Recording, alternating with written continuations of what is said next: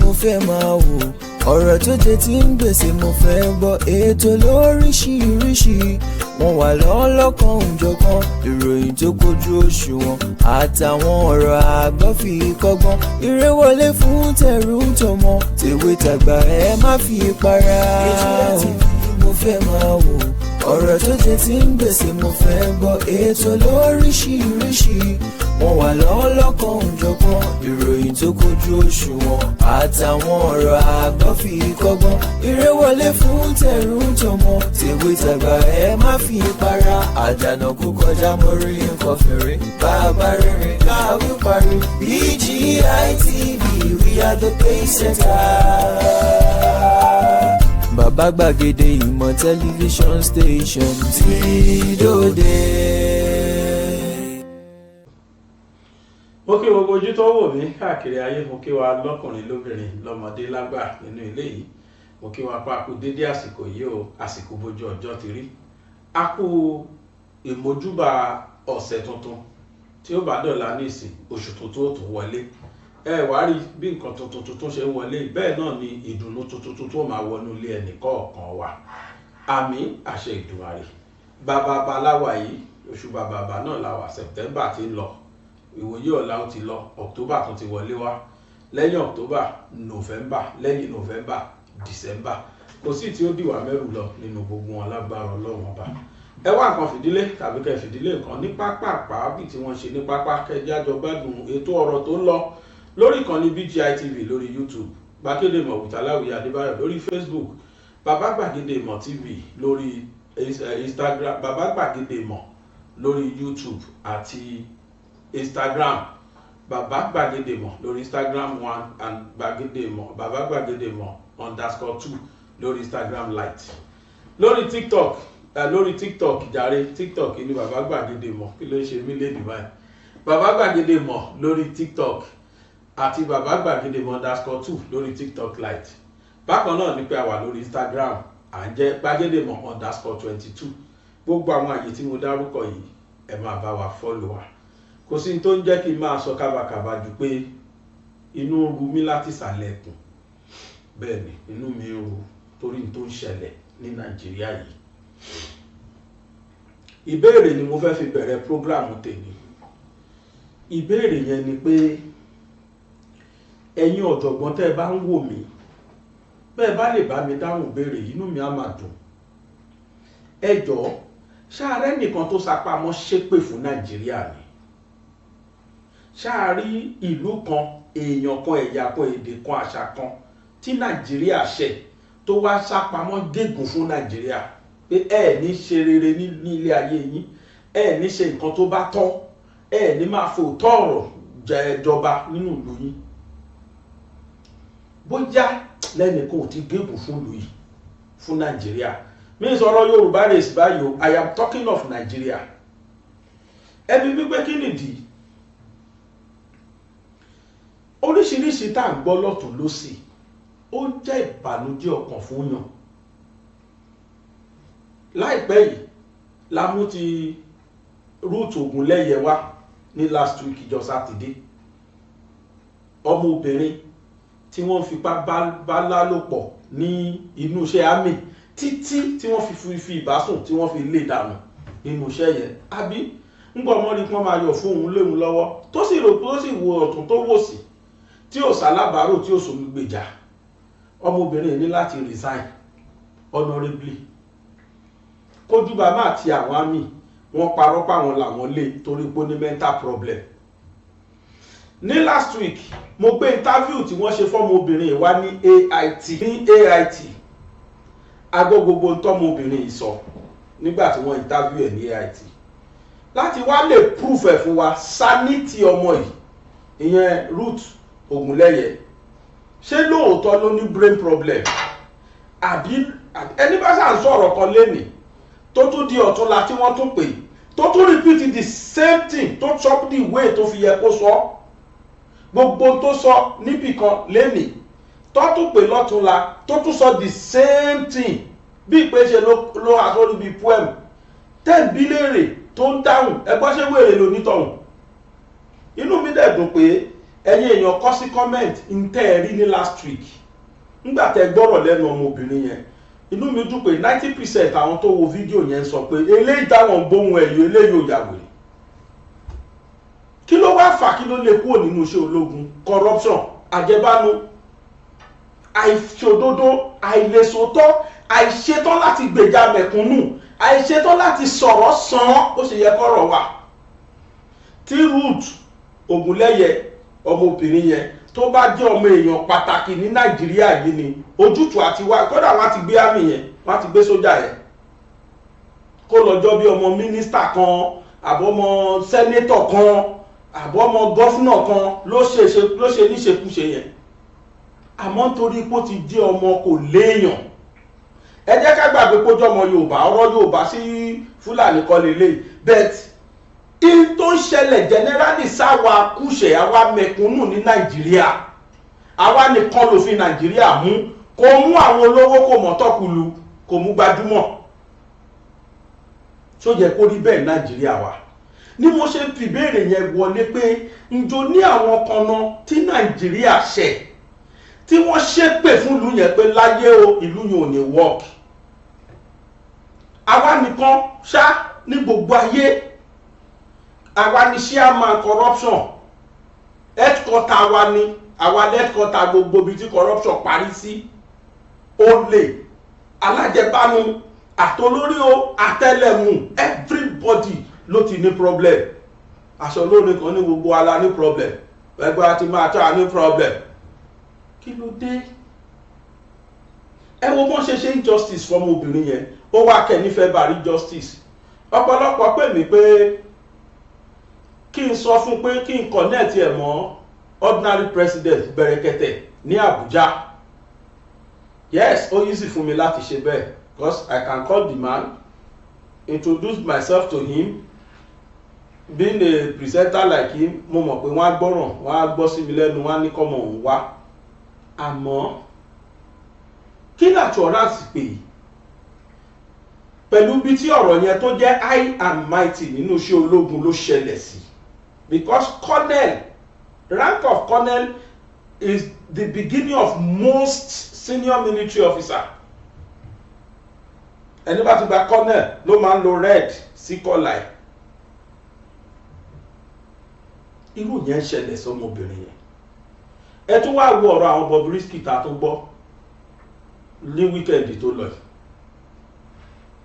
tí very dark man táṣìírí ẹ̀ ṣé lóòótọ́ ni bó bá jẹ́ lóòótọ́ ni kì í ṣe Bobrisky nìkan nírú ẹ̀ ti ṣẹlẹ̀ sí ó ti ṣẹlẹ̀ sí gbàgbéje olóṣèlú tọ́wọ́ ti bà bẹ́ẹ̀ tí wọ́n ti sanwó láti yọ kúrò nínú ìgbèkùn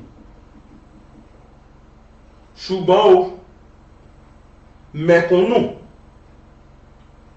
àwọn lè kù síbẹ̀ then yàtọ̀ fún tiwọn ọ̀rọ̀ kan ṣẹlẹ̀ nígbà tí Sàràkí wà ní senate president àwọn kan lọ rọ́ọ̀bù ní Ọ̀fà mo fẹ́ máa fàyọ fún wa ní kọ̀ọ̀kan àwọn cases mẹ́tẹ̀ẹ̀ta yìí ni mo fẹ́ treat lórí ìjókòó yìí mo fẹ́ mú akúṣẹ̀ tálíkà mẹ̀kúnnù àti àwọn olówó káwo bí Nàìjíríà ṣe ń treat wọn àwọn kan lọ rọ́ọ̀bù lọ́fà wọ́n tó bí 6 sí 7 n tó fọ́nì jù ni pé mọ́tò Sàràkí tó wà ní senate president nígbà yẹn mọ́tò ẹ̀ ni wọ́n gbé lọ rọ́ọ̀bù wọ́n kún kọ́ sí lára gàdàgbà báyìí plate number yẹn lè rí yẹn Sàràkí wọ́n rí gbogbo wọn mú gbogbo wọn ní kọ̀ọ̀kan ni wọ́n dẹ̀ dárúkọ Sàràkí pé òun ló kó ìbọn fáwọn táwọn jẹ́ tọ́ọ̀gì lẹ́yìn ẹ̀ kí ni Nàìjíríà wá ṣe nítorí pé Sàràkí jẹ́ ní pàtàkì nílùú dí ọlá ìwọ̀n Sàràkí léèrè kankan wọ́n ti dájọ́ kú fún gbogbo àwọn robbers yẹn o torí wọ́n pa ṣégè sọmọ Nàìjíríà kódà wọ́n pa wọ́n polóyún wọ́n pọ̀ lọ́pàá wọ́n ọ̀dẹ̀ dìná ìpá wọn kọ́ wọ́n láwọn ni wọ́n láwọn ńlá àwọn kan tiẹ̀ tó sì wà bẹ́ẹ̀ tí Sàràkí tún kó bọ̀ fún bẹ́ẹ̀ Sàràkí yẹn o kò wọ kóòtù pẹ́ báyìí nítorí ẹ̀ o kò sí tán ṣe fún Sàràkí o Sàràkí wà láyé kódà kò sàkó Nàìjíríà kódà ó tún gbàpò tí kó tún fẹ́ dupò ó pápò tí pírẹsidẹ́ǹtì gbà kan kò wọlé ni ní Sàràkí yẹn pẹ̀lú gbogbo àwọn tí wọ́n mú yẹn tó bá wá lọ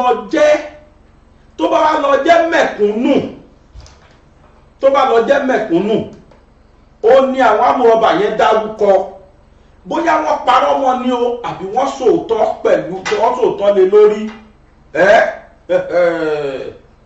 tó bá máa fi ṣó mẹ̀kúnnù yẹn báyìí nù tẹ́lì wọ́n á ti ba gbogbo ojú ẹ̀jẹ̀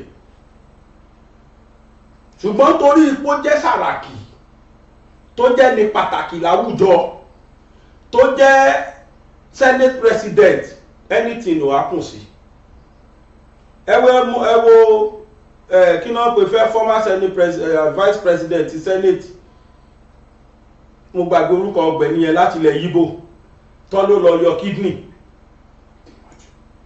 èkó Èkérémàdù tó bá jẹ́ Nàìjíríà ni wọ́n ti mú èkó Èkérémàdù pẹ̀lú ògo Ọlọ́run ó sì lè wà senate dọ́là n tó ṣe yẹn á ṣe gbé ṣùgbọ́n torí ipò jẹ́ UK ibi tí wọn kì í fi ẹjọ́ ṣègbè àwọn yóò tiẹ̀ fẹ́ gbọ́ gbogbo tí Nàìjíríà sọ Nàìjíríà náà yàn lọ wọ́n do gbogbo ẹsẹ̀ irọ́ UK yarí ni o pé ká tó bá ṣẹ̀ lọ bá gé àwọn ìlú tó dẹ̀ sọ pé ká tó bá ṣẹ̀ lọ bá gé tí wọ́n dẹ̀ dúró tì gbogbo wa ni wọ́n ṣe ń prosper ṣùgbọ́n ìlú tí justice bá ń jọba bíi ti Nàìjíríà ipò tá máa wà láwà yìí ẹni ẹ̀yìn náà máa jẹ́ torí pé a ṣetán láti fòdodo jọba ẹ wo àwọn cases mẹ́tẹ̀ẹ̀ta yẹn gbogbo wọn ni màá ṣó fídíò wọn fún wa ní kọ̀ọ̀kan mo tún ti wá lọ túlé kan fídíò gbà tí TVC tí wọ́n tún interview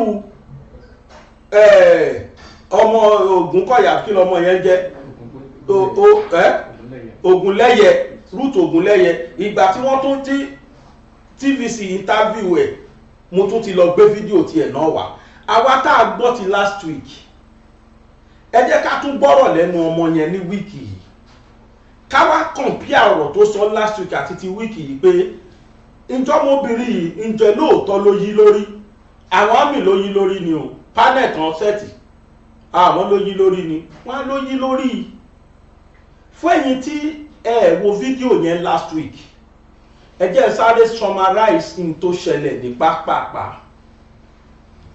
ọmọdébìnrin kan wà tó jọmọ Yorùbá tóun náà ẹ̀rọ òṣìṣẹ́ àmì ní Èkó ó wá mọ̀ ń paṣẹ health ó mọ̀ ń pa medical wọ́n post ẹ̀ sí medical line ní Ọ̀jọ́ cantonment ọmọ Fúlàní kan wà ńbẹ̀ tó jẹ́ kọ́nẹ̀ nípò kọ́nẹ̀ ọmọbìnrin private lásán ló wà ẹ̀tọ́ máa pè private lẹ́ni tí ò tí gbókùn kankan rárá wọ́n ń pè wọ́n ní ordinary recruit ni constable náà ń pè wọ́n constable tàbí kán pè wọ́n ní private now torí ipò ti rí pé ẹ wo díndín ipò kọ́nẹ̀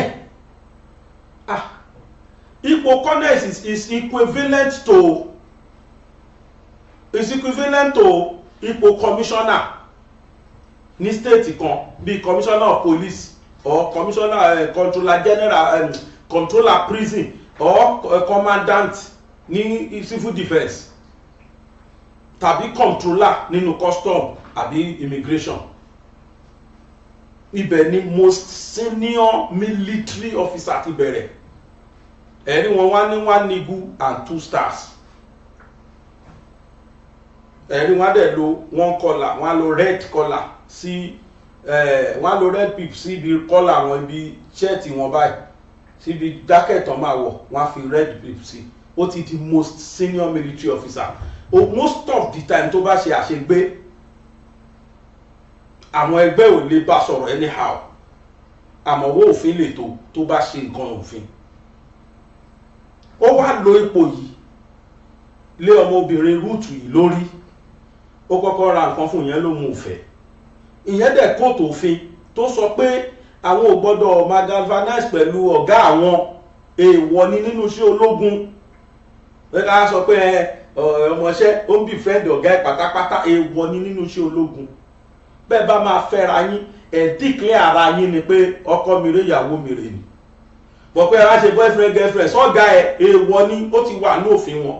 Ọmọ yẹn dẹ̀ kóòtù òfin yẹn fún pé sir I can't do this with you.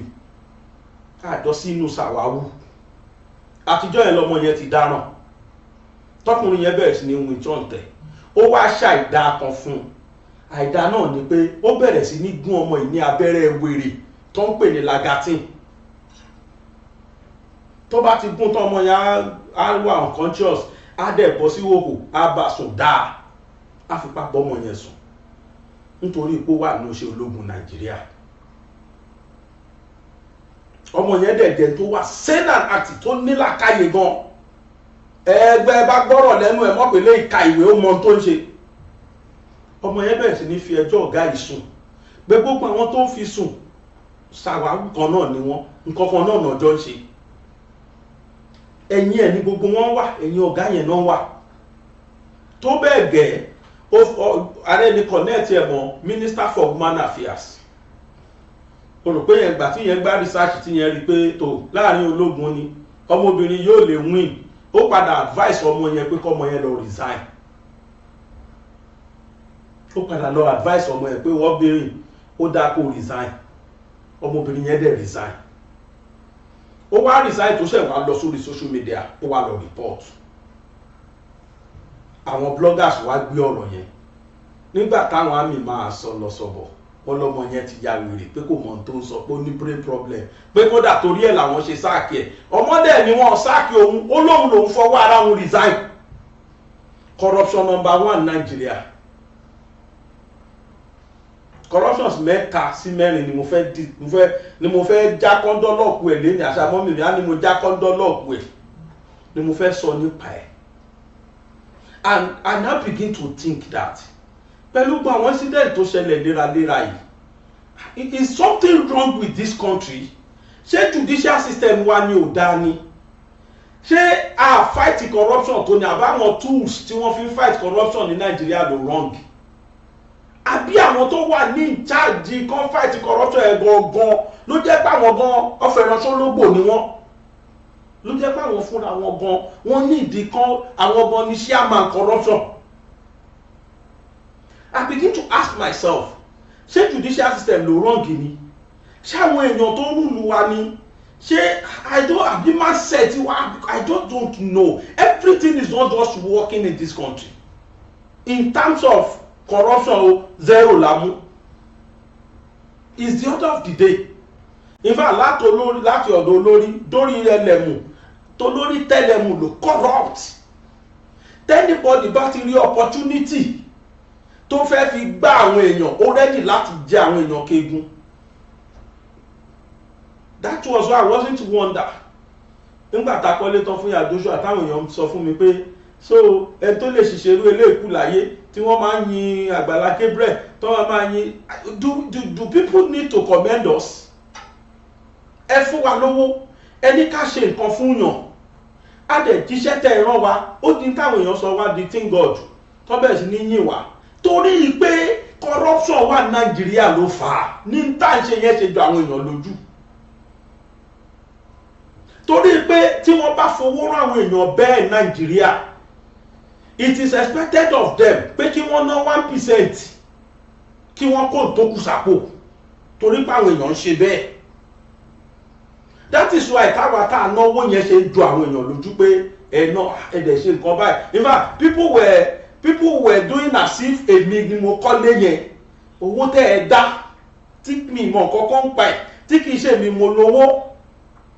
Why will you people be thanking me? I begin to think that Nigeria ti jìnnà. Corruption yẹn wá ti di order of the day. Ẹni bá wá ṣe òdodo yẹn ọ̀dà ẹnìkan ní ó lọ nínú airport ó nínú plane ó clean nínú plane ó wá rí $10,000 ó dẹ̀ gbé lọ sí ìdí plane wọ́n dẹ̀ wo seat tán ti rí wọ́n sáà track ẹni tó ní wọ́n pẹ̀ tó ní wọ́n fún lówó ẹ̀ wọ́n bá bẹ̀rẹ̀ sí ní celebrate ẹ̀ lórí social media torí pé corruption tí is the order of the day ló fà á ó rówó olówó dẹ̀ gbé padà. Ṣé bí bó ṣe yẹ kó rí nìyẹn ní normal ground tó bá jẹ́ gbogbo wa páyà Ọlọ́run tó bá jẹ́ gbogbo wa bẹ̀rù ẹ̀ tó ń jọ Ọlọ́run, tó bá jẹ́ everybody mọ ẹ̀tọ́ ẹ̀ lábẹ́ òfin, wá ti mọ̀ pé kíní yìí kì í ṣe tèmi. Muslim máa pe kíní kan ní àmọ́ náà gbà fi pamọ́, ó ti mọ̀ pé ìwọ kọ́ ló ní. But because in this country corruption is the order of the day, corruption, we have seen corruption as common phenomenon, as a thing that is normal. Kò jọ̀nà lójúmọ́ àwọn èèyàn tí ẹ ríro mọ́. That is why mo fi ń jókòó, mo fi ń wò pé ṣáà ṣe ẹnìkan ní Nàìjíríà ni. Ṣé wọ́n ṣépè, ṣé ẹnìkan ti ṣépè fún ìlú yẹn ni pé kò gbọ́ dáadáa, kò gbọ́dọ̀ tí sí ó ní jáde. Ọmọbìnrin yẹn nígbà tí ò rà láfisùn, wọ́n pè AIT pè, ó sọ tẹnu ẹ̀, TVC pè, ó sọ tẹnu ẹ̀, kí ló wá fìdí ẹ̀ yọ? Ta ló fẹ́ arrest kọ́nà ẹ̀? Nobody. Torí àwọn tó yẹ kán arrest ẹ̀ pàdé ẹ̀ gbogbo wọn. Tó o bá ti wà ní elite group, you are bound to fi ìyà jẹ mẹ̀kúnnù. That is why tẹ̀fí ráwọn tó kàwé tán tí wọn ọ̀rọ̀ náà gbé gbà, because they don't belong to the millionaires children group. Ọmọ millionaire lè ní third class jáde, kọ́mọ mẹ̀kúnnù ní first class. Ẹ má jẹ́ ntọ́yọ́ ọmọ fẹ́ mẹ̀kúnnù ò ní ríṣẹ́ ṣe, á padà gun márúwá gbẹ̀yìn ni o. Bẹ̀tọ̀ ọmọ tó ní third class tán pàṣẹ ẹ̀mọ́ mọ́ra wọn, kódà Yorùbá ló tún rídìí tàbí kó rídìí French, wọ́n á ní kó níṣò ní Shell Petroleum á ṣiṣẹ́ bẹ́ẹ̀ o, tàbí kó ṣe First Bank. Ẹni dẹ̀ ní first class ní banking and finance kò ní ríṣẹ́ torí kì í ṣọmọ olówó. That is the order of the day in this country. And gbogbo ìlú tó bá ti ń ṣe bẹ́ẹ̀, àánú Ọlọ́run máa ń sọ jìnnà sí rúùlù bẹ́ẹ̀ ni. Look at what happens to that lady. Mo sọ lẹ́ẹ̀kan pé máa fún wa ní fídíò ìgbà tán interview ẹ̀ ní TVC. Ẹjọ́ ẹ̀yin tẹ́ ẹ bá gbọ́ interview tí mo play ní ti AIT, ẹ tó bá mi fi ẹ fọkàn balẹ̀ tó gbọ́ eléyìí náà o. Kẹ́ ẹ wá mú ìyàtọ̀ tó wà nínú tọ́mọ yẹn sọ àti tó tún máa sọ ń sìn tí máa play, ẹ rí pé the same thing. Ìjọ́ tí mo wo ti TVC yẹn, mo conclude lẹ́mìí mi pé mo lè bá ọmọ ìdí anywhere. Ọmọ yìí, she said and acted. Irọ́ ni wọ́n pamọ́, kò ṣe wèrè. Injustice ni wọ́n ṣe fún. Ẹ jẹ́ ká wo ọmọ yẹn. Service. A year before I was posted to Abuja, I was serving in Jos, Plateau State, 3D Medical Center. Then thereafter, I was later posted to Cantonment Medical Center, where I met Colonel IB Abdulkarim as the OC, the commanding officer there. When I came as I was the only private soldier then there, and the youngest soldier there too. So he started by buying me gifts, which I refused to collect. And there I was very surprised, and he called me to an hotel that you meet him in Eagle Store Hotel, opposite Ojo Cantonment Medical Ojo Cantonment. When I got there, he asked me to sleep with him, promising me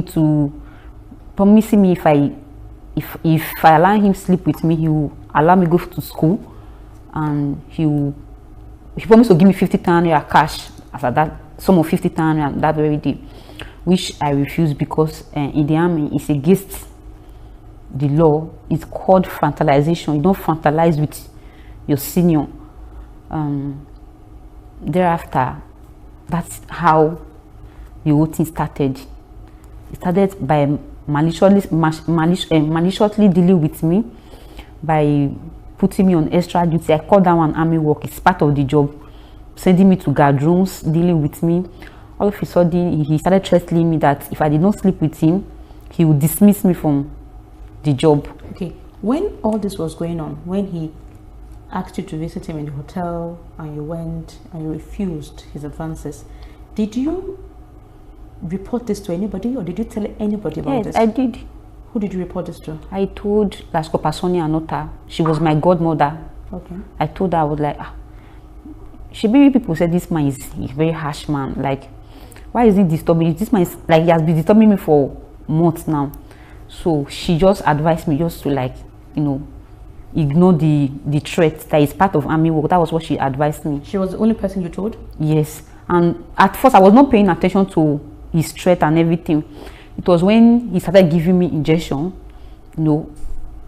forcefully sleeping with me after giving me injection. Hold on.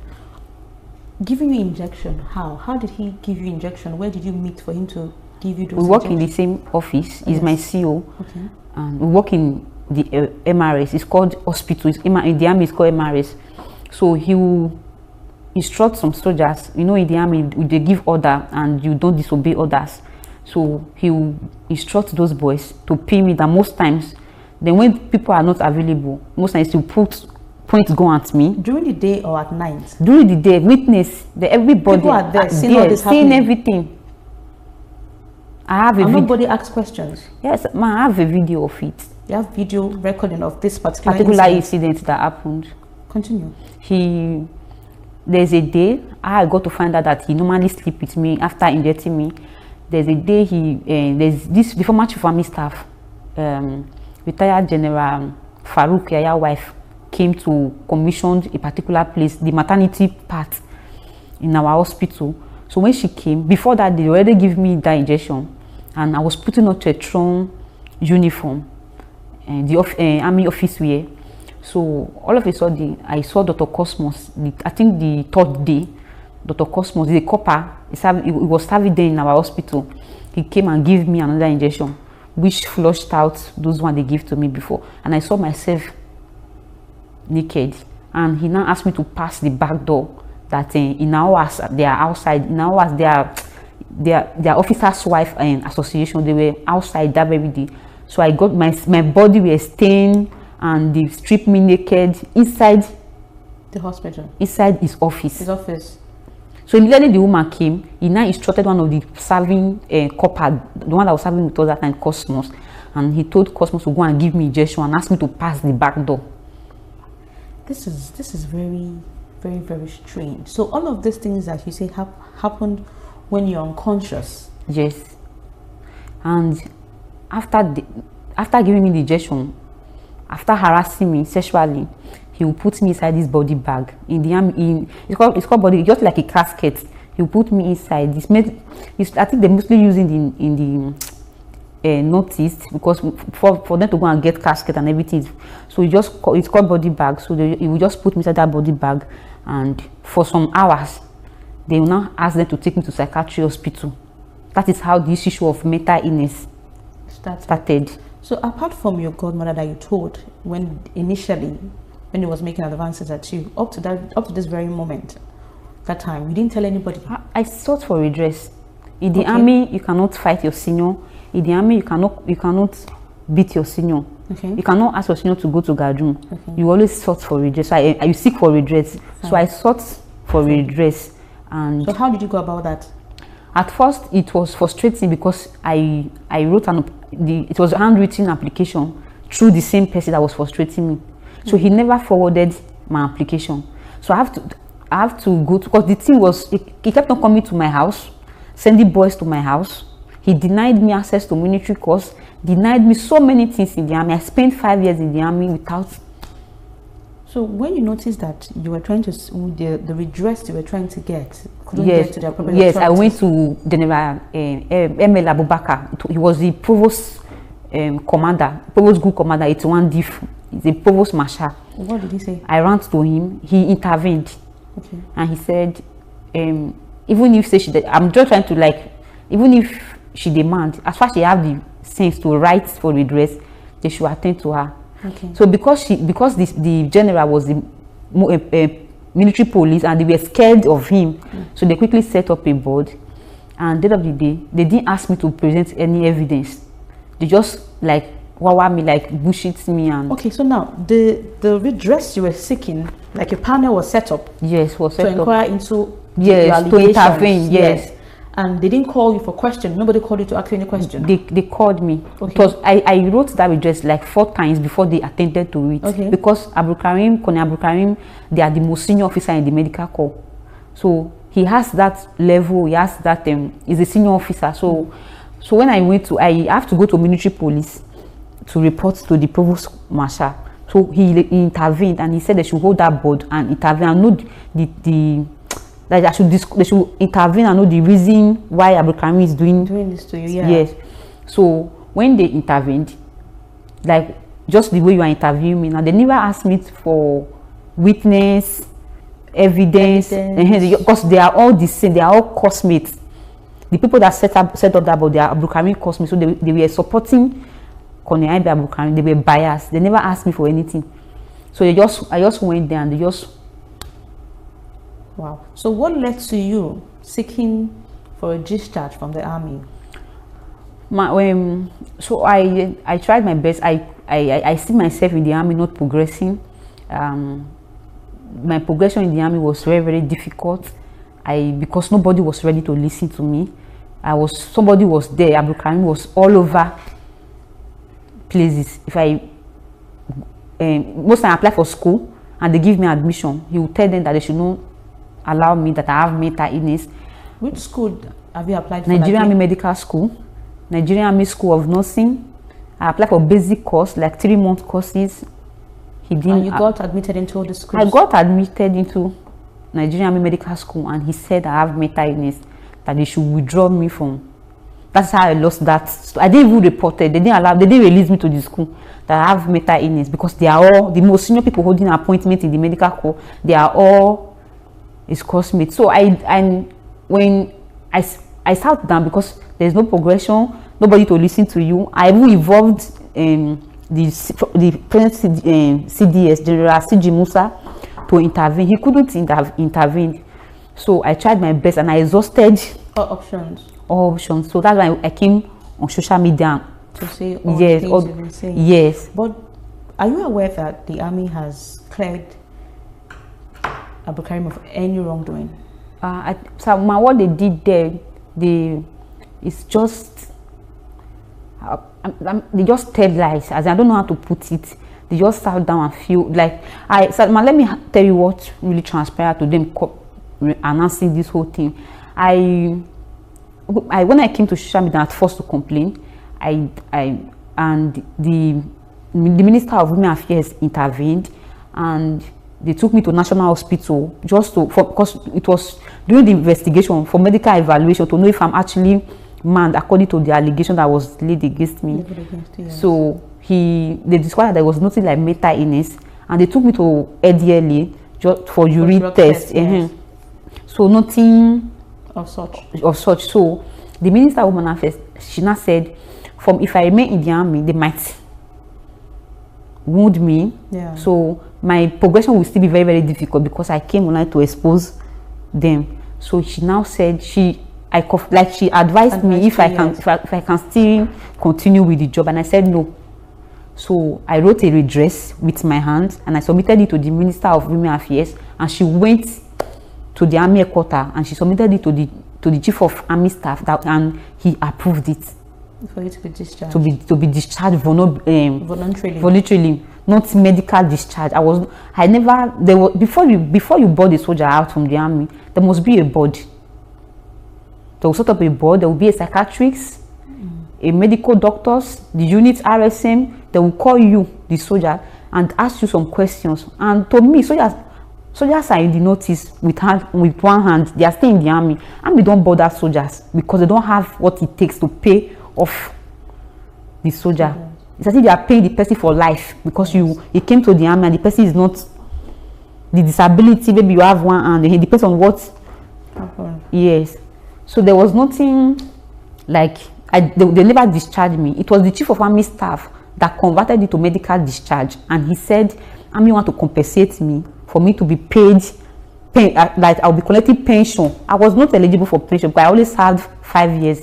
Okay. So they never discharged me. It was the Minister of Women Affairs that intervened and requested me to leave voluntarily. Okay. Not medical discharge. So I don't know where they came up from. It's a big lie. It's a big lie. They know what I'm talking about. They know my evidence are with them. They did investigation and they find out that all what I'm saying is true. So coming online to come and say all those things, just a lie. I think they need to apologize to me for that, because it's a big stigma that I have mental. It's a deformation of character, man. So there's nothing like that, ma. Thank you very much. Welcome. Thank you, then. And ma, can I use? I want to use the opportunity to beg the president, the Ministry of Defense, they should intervene. I need an open investigation, and just what I want is justice. That is all. Thank you very much, ma. You're welcome. Ẹ jọ̀ọ́, ẹ̀yin tẹ́ ẹ gbọ́ play last week, interview AIT, àti ìta tún play sin, interview TVC rè. Mo listen sọmọ yẹn from A to Z, mi ò rí yàtọ̀ nù tó sọ. Now, mo wá rí nǹkan kan bẹ̀ tó ṣe mí ní kàyéfì. Minister for Women Affairs ó pe ọmọ yẹn pé arábìnrin wa ń bì. Mo nírú ẹ̀ lábúrò. Bọ́rọ̀ ìṣe ń lọ yìí, má jẹ́ kán pa ẹ́ lé lórí lọ resign. You realize that particular statement has a lot of meaning. Woman yẹn náà ti conclude pé bọ́rọ̀ ìṣe ń lọ yìí àbí Nàìjíríà kọ́ wọ́n á fi ẹrú bọ, because that has always been the order of the day. It has always been the usual practice in this country. Tó bá ti rí ẹ pé ò léèyàn, pé ò ń ṣọmọ èèyàn pàtàkì, wọ́n á fi ẹrú boni. I want to blame that minister that advised that lady. Woman yẹn mọ ohun tó lè ṣe, àmọ́ tó bá ṣe fọ́dà, ẹni bá dé odò títí tí ò bá dẹ̀yìn á kọ olúwẹ̀rí. Ló ṣe jẹ́ kí woman yẹn náà kó relax, toró ti rí ibi tí ọ̀rọ̀ yẹn lọ so mọ́ gẹ́gẹ́ bí ẹni tó belong. Ó ti rí pé tóun ò bá back out, ó lè padà affect ministerial post òun. One, ó dẹ̀ rí pé tí lady yẹn ò bá yọwọ́ ń bẹ̀ tán tí ò bá tètè resign, ọ̀sọ́kọ̀ orúkọ náà máa wà tí later náà máa bókú ẹ̀ lórí ilẹ̀ níbi tó dalẹ̀ sí. Wọ́n ṣe ń ṣerú ẹ̀ Nàìjíríà, tàbí kán tiẹ̀ má rí mọ́ rárá. Wọ́n á sì máa wà in the next 10 years. Ó ń wà náà ni. Onímọ̀ ẹ ṣe advice ẹ̀ pé ọ̀gbẹ́ni lọ resign. Tóun náà dẹ̀ tẹ̀lé advice. Now, thanks to social media, àkọ́kọ́ náà àìmọye tírú ẹ̀ ti ṣẹlẹ̀ sí tí ò ní miss láti fẹ̀hónú ẹ̀ hàn. Ọkùnrin yẹn bá sùn without her conscience. Èní nìyẹn lẹ́ẹ̀kejì ó tún parọ́ mọ́ gbogbo ẹ̀tọ́ ẹ̀, ó tún deny ẹ̀. Wọ́n wá fi pension, wọ́n fi palẹ́nu mọ́, wọ́n fi compensate ẹ̀. Àwọn tí wọ́n retire ẹ̀ tí wọ́n yé wọn, wọ́n mọ̀ fi compensate ẹ̀ nítorí pé wọ́n mọ̀ pé injustice wà fún, ṣùgbọ́n kò sí ní táwọn lè ṣe sí torí pé ẹgbẹ́ àwọn lẹ́nu tó ṣiṣẹ́ yẹn. Ẹgbọ́ gbogbo ibi tó lóhùn lọ náà cosmate ẹ̀ ló wà ń bẹ̀. Wọ́n á dẹ̀ máa gbéra wọn lẹ́yìn ni torí pé one, rank and file lòun, two, kì í tún ṣọmọ èèyàn pàtàkì, ó dẹ̀ tó jẹ́ Yorùbá tí ò lẹ́nìkan. So part one nìyẹn, tọmọ yẹn nìyẹn. Part two, ẹ̀túngbò tó tún ṣẹlẹ̀ sáwọn míì pẹ̀lú Saraki tó jẹ́ the dead Senate president. Kì í ṣe ìsìn ni wọ́n mú àwọn guys yìí o. Wọ́n ti mú wọn láti yí àti Saraki ti wà ní current. In fact, Saraki ò torí ẹ̀ step down. Kò torí ẹ̀ kúrò ní senatorial president yẹn, kò torí ẹ̀ kúrò bẹ́ẹ̀ o. Ntí ọ̀ lè ṣe ní China. Ṣọ́ lè dọ́rú ẹ̀wò l'Amẹ́ríkà, ṣé wọ́n lè dọ́rú ẹ̀wò ní UK, ṣọ́ lè dọ́rú ẹ̀wò láwọn foreign and advanced countries.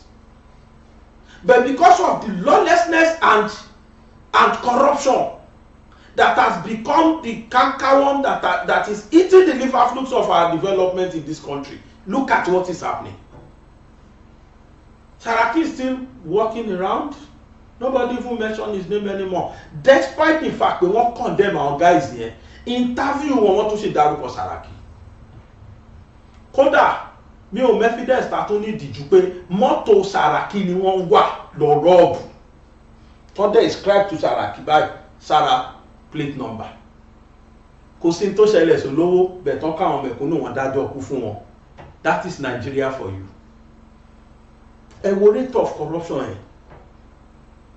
Ìdí nìyẹn tí mo fi béèrè àwọn béèrè yẹn wípé ṣé ẹnìkan wà tí Nàìjíríà ti ṣẹ̀ ni? Ṣé ìran kan wà tí Nàìjíríà ṣẹ̀ ni?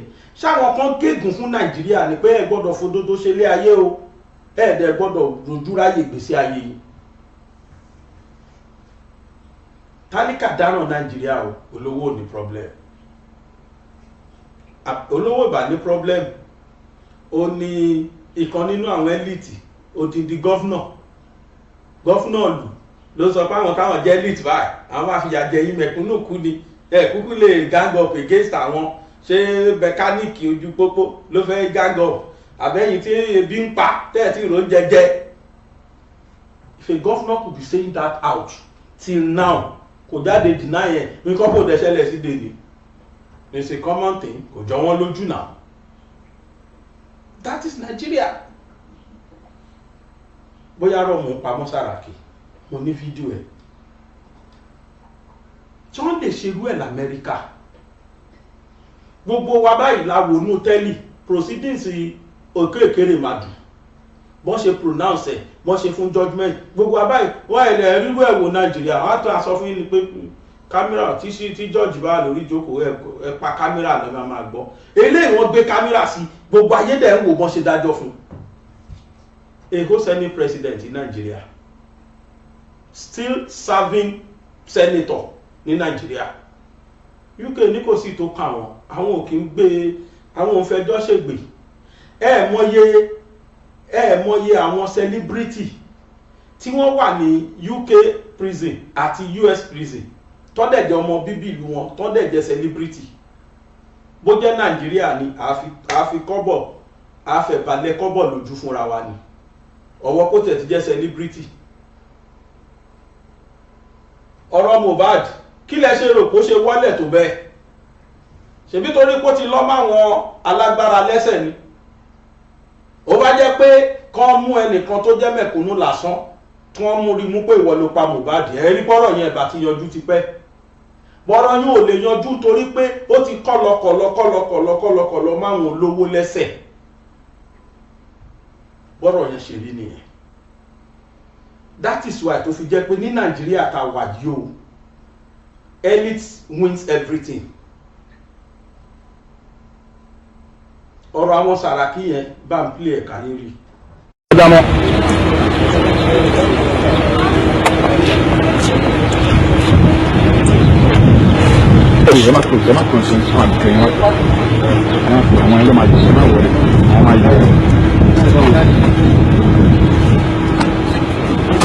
The investigation into the Offa bank robbery and the gruesome killings of more than 33 persons in Offa Kwara State on the 5th of April 2018. The investigation, as directed by the Inspector General of Police IGP Ibrahim Putu Idris MNI, has made significant progress. Successes and more revelations have been recorded. The gang leaders and some of the principal suspects arrested for their active participation in the robbery and the killings of 33 innocent persons have made confessional statements admitting to the various criminal roles they play and that of their sponsor in the dastard and the heinous crime. The 5 gang leaders, namely Ayuade Akinibosun, Ibikunle Ogunleye, Adeola Abraham, Salaudeen Asis, Niyi Ogundiran, and some of the other 17 suspects arrested for direct involvement and active participation in the Offa bank robbery and the gruesome killing of 33 innocent persons, which includes some pregnant women and 9 police personnel, admitted, confessed, and volunteer statements that they were political talks of the Senate President, Federal Republic of Nigeria, Senator Bukola Saraki, and the Executive Governor of Kwara State, Alhaji Abdulfatai Ahmed. The connections between me and the Senate President is he is the one that is arranging everything for us. For example, this car was given to me by His Excellency through the Chief of Staff as a gift from the... Who is His Excellency? Governor Fatai Ahmed. Through the Chief of Staff of Kwara State. Okay. as a gift from the leader, Bukola Saraki. Do you participated in the Offa robbery? I participated in the Offa robbery. I took this Lexus car along to the Offa. The Senate President and Governor of Kwara State, we have been their political talk. So that was what encouraged us to do what we are doing. So immediately Femi called PA Political that this car give to Ayo, so we want to drop it at the government house. So he says go and drop it inside the government house. Yeah, we put plate number. Then put Saraki sticker there by there. Who are the devs? Who are the devs that put Saraki? Ayo is the owner of the car. He put Saraki sticker in front of the car. We have so many political talks in Kwara Central in Ilorin. People like Alhaji Alao, people like Alhaji Dawando, people like Alhaji Danu, we used to call him Alhaji White, and so on. They know themselves. As I'm speaking, if they can hear me, they know what I'm talking about. They also are dangerous. They are fully armed. Who armed them? They are armed by the Senate President, Bukola Saraki. The Senate President, Senator Bukola Saraki, is being invited to report to the police to answer allegations indicting him from convention of 5 gang leaders arrested for active participation in Offa bank robbery and the killings of 33 innocent people in Offa that day. Alabi Olalekan, who is 49 years old. Alabi Olalekan is the personal assistant political to the executive governor of Kwara State, Alhaji Abdul Fattah Ahmed, while Yusuf Abdul Wahab, 58 years old, is the chief of staff to the executive governor of Kwara State, Alhaji Abdul Fattah Ahmed. Also recovered as an exhibit is one sticker plate number with inscription Saraki was equally recovered in the course of investigation. And this is the way the car was taken for the robbery operation in Offa by the gang leader. Subsequently recovered from the premises of the Ministry of Environment and Forestry in Ilorin, Kwara State, while the sticker plate number with inscription Saraki, State of Harmony, removed from the vehicle was recovered from one Adeola Omiyale, who drove the said Lexus Jeep to Government House Ilorin immediately after the bank robbery. The personal assistant political to the executive governor of Kwara State, Mr. Alabi Olalekan, who is privy to information that the police is looking for the Lexus Jeep as an exhibit used in the Offa bank robbery and the killings of the 33 innocent persons, directed one Adeola Omiyale, like we said earlier on, to relocate the Lexus Jeep to Government House Ilorin.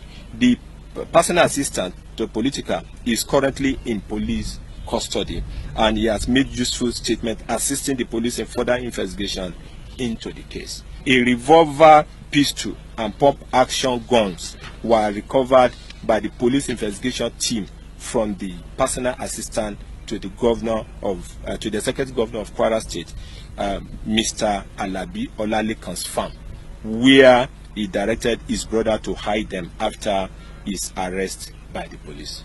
In order to conceal evidence, the chief of staff to the executive governor of Kwara State, Mr. Yusuf Abdul Wahab, who has been arrested and taken to police custody as we speak, the two of them, the PA and the chief of staff, are in police custody, arranged the removal of the sticker plate number with inscription Saraki. Is the one that arranged it. Ayoade Akinibosun admitted, confessed and made volunteer statement that he coordinated all the killings, while Ibikunle Ogunleye, May 36 years gang leader, admitted to the police that he killed 2 people during the bank robbery, while Michael Adiku, the ex-convict, who is a sectional leader, admitted to the police team that he killed 22 people during the operation. Investigation is ongoing and effort is being intensified to arrest other suspects at large. All suspects involved will be arraigned in court on completion of investigation. In 2018, Offa in Kwara State was thrown into mourning after suspected armed robbers attacked 5 banks in the town. This attack claimed more than 30 lives, including 9 officers of the Nigeria Police Force.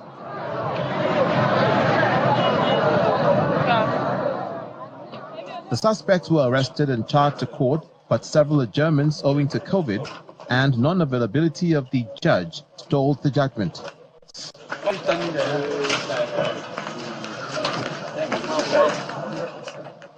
Now the court is set to decide the fate of the 5 suspects who have pleaded not guilty to the charges.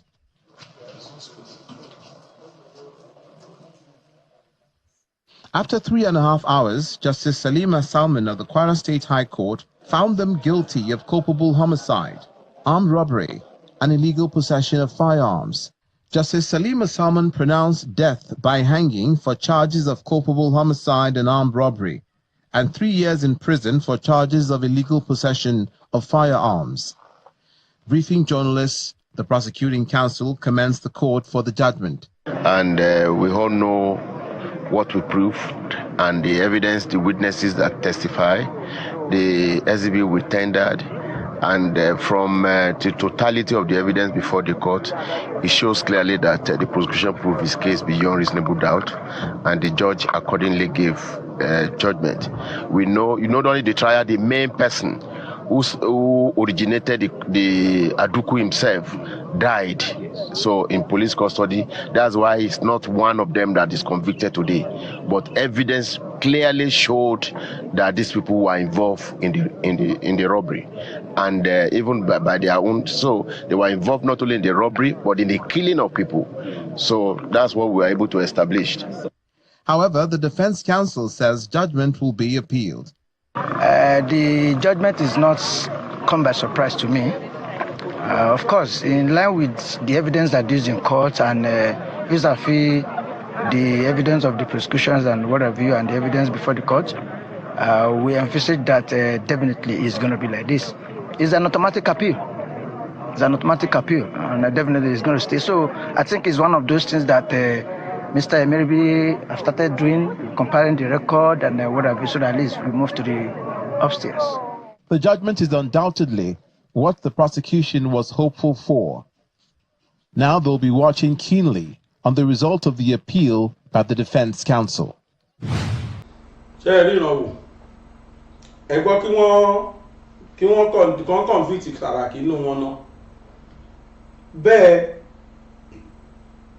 Wọ́n pe kíní kan ní conspiracy to rob ló yẹ kán fi gbé Sàràkí. Accomplish ni ó yẹ kán gbé fún conspiracy lóòótọ́ kò bá wọn rob bẹ̀tọ̀ ló ní ìbọn tán ló kó bọ̀n fún wọn mọ́tò ẹ̀ ni wọ́n fi rob ó ti di conspirator. That singular act ó yẹ kán fi charge ẹbẹ́ tí irú àyà mighty Nàìjíríà kì í fọwọ́ kan rú wọn. Mo tún sọ ká ní èkéèkéré máa dùn kó jẹ́ Nàìjíríà ló wà tó ti fẹ́ yọ kí ni ọmọ yẹn á yọ gbé ẹ bá pariwo á ṣe gbé á dẹ̀ ṣe wà sínẹ́ẹ̀tì báyìí kódà ó lè tún gbá kòtí kó tó wọlé. This is Nigeria, that anything is possible. Another bombshell again. EFCC fi òfin wọ́n fi gbé Bobrisky. EFCC àwọn tí wọ́n jẹ́ àjọ tí wọ́n mójútó ìwà ìbàjẹ́ àtàjẹbánu ní Nàìjíríà. Irú àjọ bẹ́ẹ̀ wá gbé èèyàn. Ṣé lóòótọ́ ni wọ́n gba 15 million? Do you know why Nigerians cannot say irọ́ ni? Torí pé ó possible Nigeria. Torí pé ó possible ní Nigeria láti ṣe bẹ́ẹ̀ lóòótọ́. Àwọn previous EFCC chairmen ṣe bá rí bọ́wọ́ ṣe ń tó wọn bá wà àtàwọn míì bẹ́ẹ̀ bẹ́ẹ̀. Ṣé ìtàn ló lọ ná $15,000 àbí $15 million tán ló lọ ná dànù ní Mẹ́kà ní ká sọ EFCC chairman gbà yìí. Àbí má bì èwo lọ́wọ́ ẹ̀ mọ́nu gbogbo wọn. Wọ́n á dẹ̀ láwọn EFCC chairman àwọn ní chairman àjọ tó mójútó àjẹbánu àti ìwà ìbàjẹ́ àwọn ọmọ kẹrin ló níwà bàjẹ́. You can see where Nigeria problems lies. You can see where our problem lies. That is why tó fi jẹ́ pé kò sí fair hearing. Injustice is the order of the day. Tó o bá ti lẹ́sẹ̀ tó dẹ̀ lágbára ó lè lo agbára léyàn lé lórí. ó lè lágbára lọ́lẹ̀ lórí.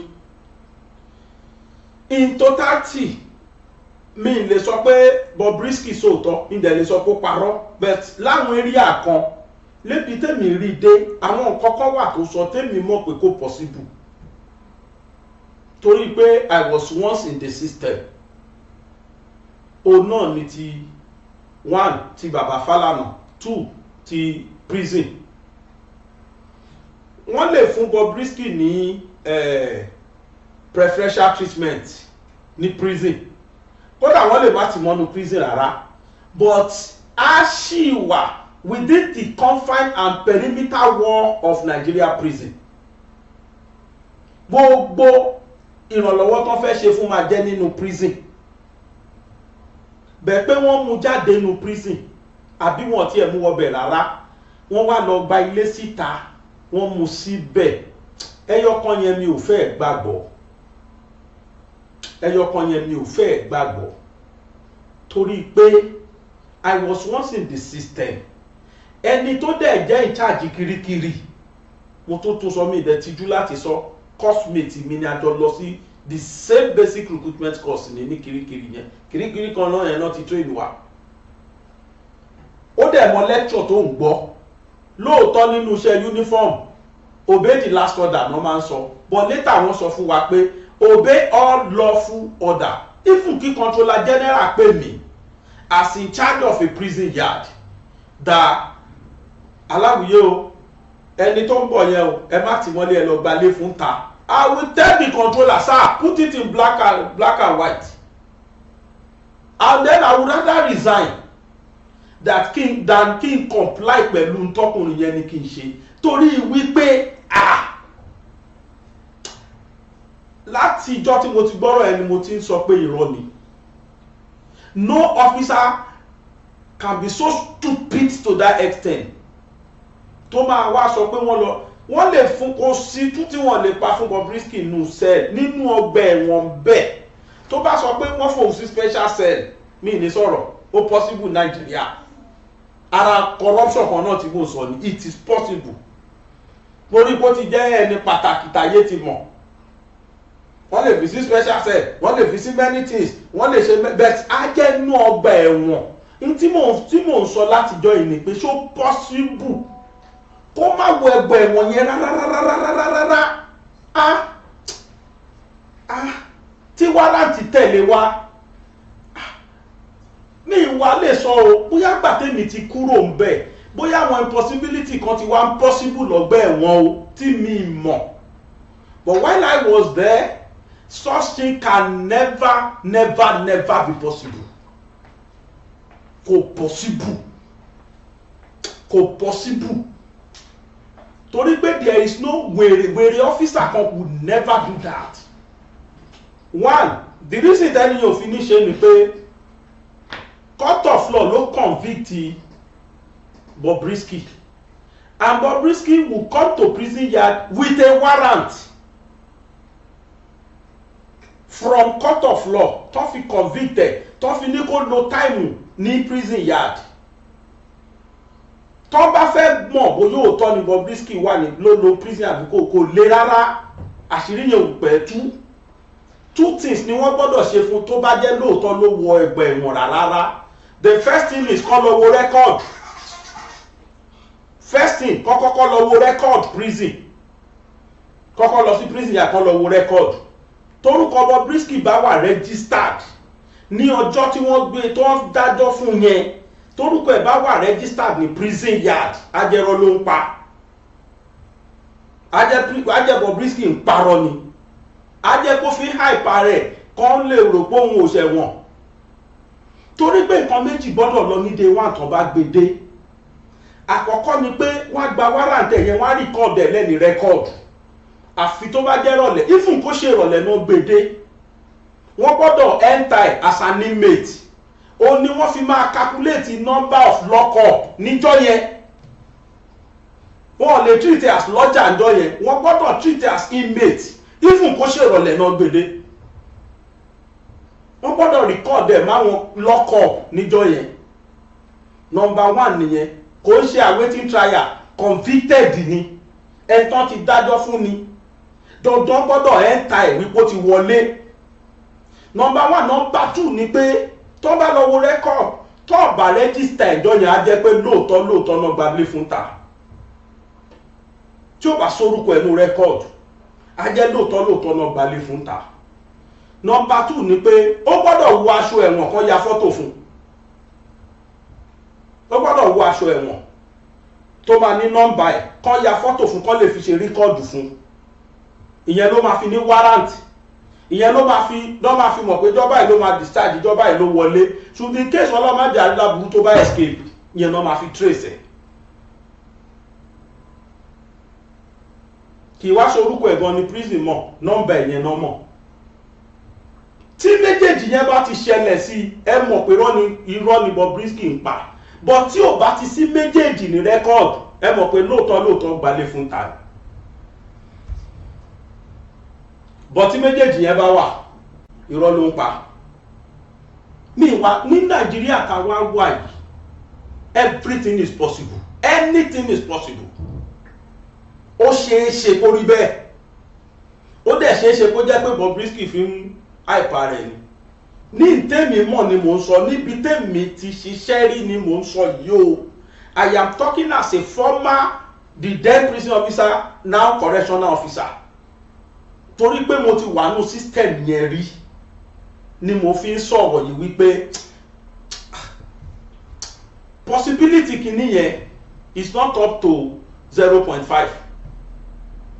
Ṣé mọ̀ pé tí nǹkan ò bá wà ní 0.5 tó ń pè negative ni possibility kò rí ó rí à.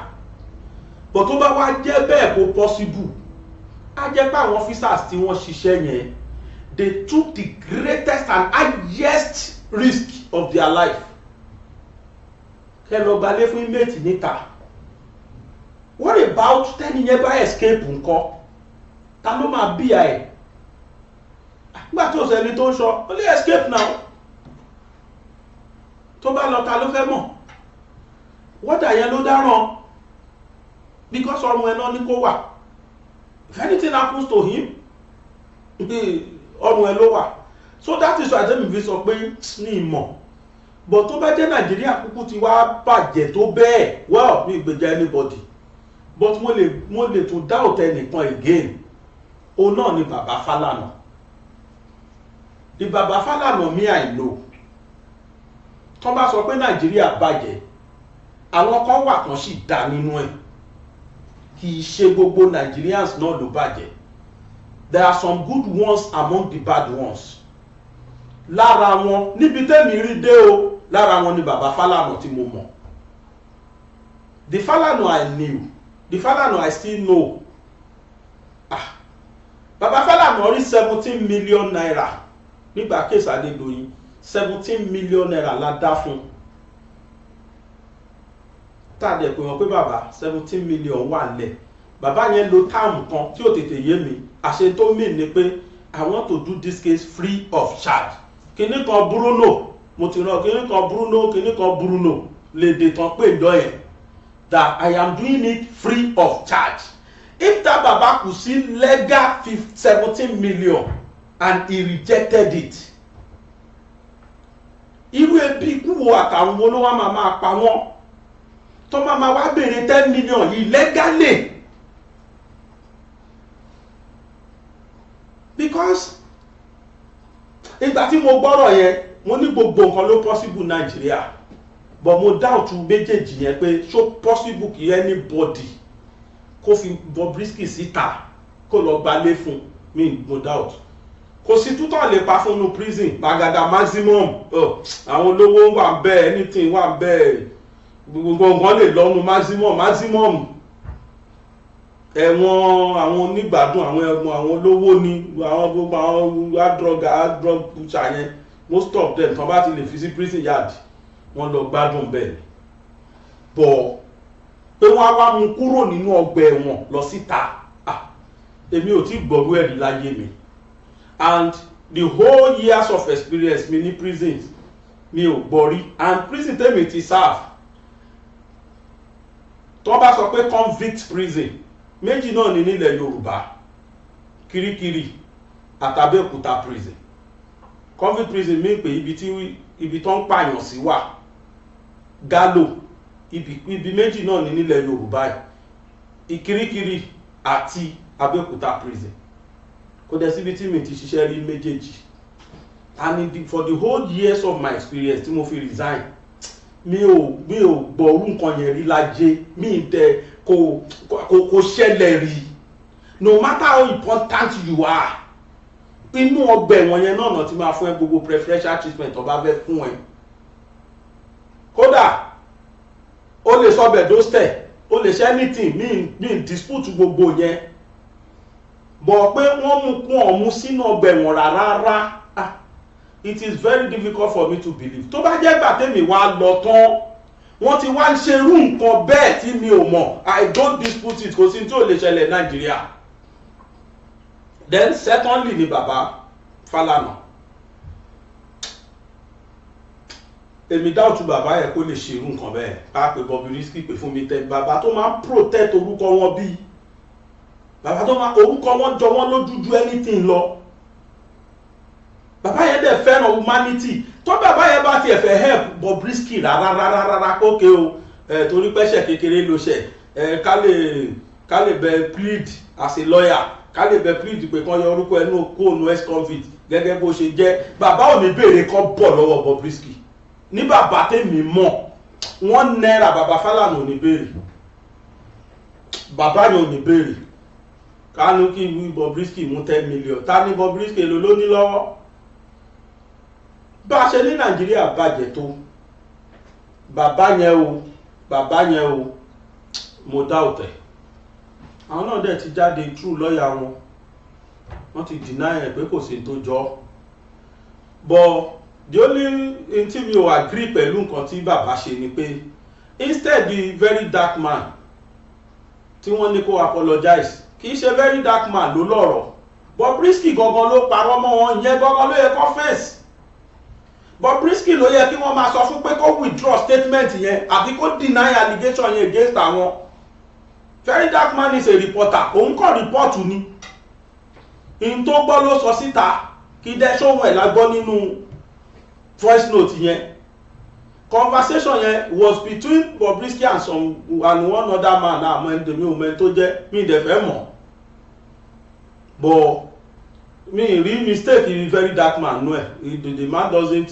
lọ́dọ̀ tèmi o mi rí nǹkan tó ṣe tí ò dáa mi rí the only thing tó kàn sọ ojú pé my respect for Baba Falana no it doesn't need to talk to that extent ó tán yàtọ̀ fún yẹn then one idiot ó wá jáde bàbá yẹn ń ṣe bàbá tá a máa rí dínkù me I'm still stand by it bàbá yẹn ń ṣe bàbá tá a máa rí dínkù ọmọ kan tí wọn ọkọ lé ó wá jáde wá sọ̀rọ̀ sí bàbá yẹn chakachaka mo rí fídíò yẹn ló ti bí mi nonsense ní bọ́ yẹn sọ and àwa tá a bá máa sọ̀rọ̀ sí bàbá yẹn ẹ jẹ́ ká máa páyọ̀ Ọlọ́run ká tó sọ bàbá Falana tèmi mọ̀ o kì í ṣe ní àbùkù ní bàbá tó ń fowó ọwọ́ ara ẹ̀ wọ mọ́tò wá látẹ̀kọ̀ lọ sóṣogbo nítorí kéèsì Adédoyin kì í dẹ́ṣẹ̀ mẹ́wàá kì í ṣe mẹ́ 20 tí bàbá ò bá wá wọ́n á gbé Fatima atẹ́nìkan nínú ṣéǹbà wọn wọ́n á gbé wọn dìde àwọn yóò ṣàní wá lọ́fẹ̀ẹ́ wọ́n ṣàgbé mọ́tò wá wọ́n ṣàrèpo sí mọ́tò àpò bàbá ní owó yẹn ti jáde láì dẹ̀ gba kọ́bọ̀ lọ́wọ́ fámílì Timothy wọn ọ̀dẹ̀ Adédoyin rí kábà ló ṣẹ̀wọ̀n tẹ́lẹ̀ bàbá wọ plane lẹ́ẹ̀mejì ọ̀tọ̀ọ̀tọ̀ lọ sí Àbújá kan tó gbé kéèsì yẹn kó l'Àbújá wá sábẹ́kú wá sí Òṣogbo bàbá ò gba kọ́bọ̀ lọ́wọ́ anybody tí bàbá yẹn bá dẹ̀ wá sóṣogbo the best hotel bàbá máa ń lọ́jì sí owó ló sàǹsán bẹ̀ kì í ṣòkúta yet bàbá yẹn ò demand kọ́bọ̀ lọ́wọ́ ẹnikẹ́ni bàbá yẹn ò yí ohun padà fúnjọ́ kan pé 17 million yẹn yẹ kó wá mo ti fẹ́ gbà kò ṣe bẹ́ẹ̀ rí trout tán fi parí kéèsì yẹn ṣérú bàbá yẹn ló máa sọ pé owó Bobrisky ló kù tó wọ̀ òun lójú kókó 10 million wà that is why mo fẹ́ kájọ máa bá mi show video boy yẹn mi fẹ́ ká play ẹ̀bẹ̀ máa show ẹ̀ káwọn èèyàn tó bá ti wò boy tí mò ń sọ ni kò yẹ kó rí bẹ́ẹ̀ mo gbọ́ gbogbo rubbish tí boy yìí sọ lẹ́nu bàbá yẹn ò ń ṣe ń ta máa rí dínkù bẹ́ẹ̀ bàbá yẹn ti ju level yẹn lọ tó bá jẹ́ pé kó tiẹ̀ lè ṣe mí tiẹ̀ mo dá òtẹ̀ pé bàbá Fálànà lè sọ mí lè sọ ọmọ wọn fast young boy ni olórin ni kò sí tútọ̀ lè jọ pa wọ́n mọra wọn rí pẹ̀lú Bobrisky kò sí tútọ̀ lè jọ pa fúnra wọn bẹ́ẹ̀ pé kí bàbá yẹn involve I doubt it sir any shady deals bàbá yẹn ò kì í fẹ́ ṣe anything tó bá ti clean bàbá yẹn ò ní involve mo involve ẹ wo kéèsì Mohbad bàbá ti bá wọn bẹ̀rẹ̀ tẹ́lẹ̀ ó ti ń gbèjà àwọn Naira Marley kankan nígbà tó rí pé lóòótọ́ bọ́rọ̀ ìṣe ó yẹ ó withdraw ni straight bàbá yẹn withdraw rẹ̀ ni bàbá yẹn ó hate injustice wọ́n lè kú síbẹ̀ ọmọbìnrin tá a sọ pé wọ́n ṣe injustice fún nínú army tá a bá report ẹ̀ fún bàbá can go in wọ́n lè wage in sí láì gbà kọ́bọ̀ wọ́n dẹ̀ máa náwó ara wọn sí tán máa fi rí pé justice wà bàbá Fálànà ò ń ṣe bẹ́ẹ̀ o bàbá yẹn ò ń ṣèyàn bẹ́ẹ̀ ní tèmi mọ̀ ní tí mo mọ̀ ni mo sọ lé wọn lórí bàbá Fálànà has never done that kí n gbọ́ rí so that is that about that wà lọ́rọ̀ Nàìjíríà mi ìgbè EFCC láyé mi ò lè gbèjà wọn tó ráì mọ̀yà atrocities láti rí nínú EFCC fúnra ẹ̀ I can never trust anybody ibi tá a bá Nàìjíríà jẹ̀dé ló wà yìí mo ṣe kọrin kan jọ kan pé bí Nàìjíríà ṣe bàjẹ́ gbogbo wa là ń lọ́wọ́ ń bẹ everybody ló lè àfẹnitílẹ̀ bá mọ́ bá ní bàrà o I rest my case.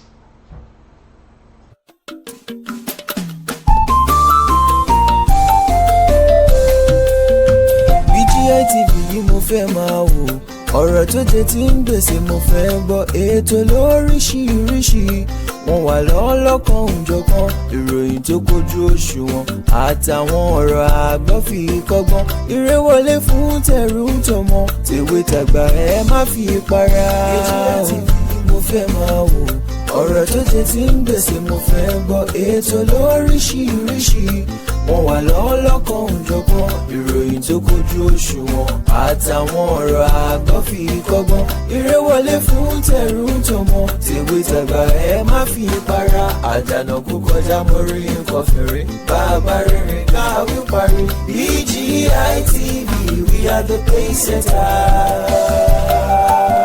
Bàbá gbàgede ìmọ̀ tẹlifíṣọ̀n station tí dòde.